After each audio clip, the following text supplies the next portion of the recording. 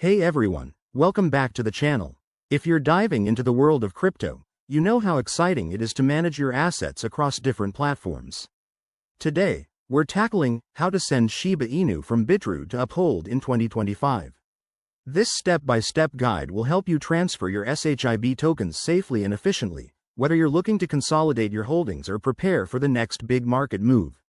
Let's jump right in. First things first, make sure you have accounts set up on both Bitrue and Uphold. Log into your Bitrue account and navigate to the wallet section. Here, select Shiba Inu, SHIB, from your list of assets.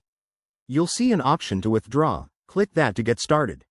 Next, head over to your Uphold account. Go to the deposit section and generate a wallet address for SHIB. Remember, SHIB operates on the Ethereum network, so ensure you're using the correct blockchain to avoid any hiccups. Copy this address carefully, double-check it to prevent any costly mistakes. Back on Bitrue, paste the Uphold wallet address into the withdrawal form. Enter the amount of SHIB you want to send, but be mindful of any minimum withdrawal limits and network fees. These can vary, so review them before proceeding. Once everything looks good, hit confirm and authorize the transaction with your two-factor authentication for added security. Now, sit tight. Transactions on the blockchain can take a few minutes to an hour, depending on network congestion.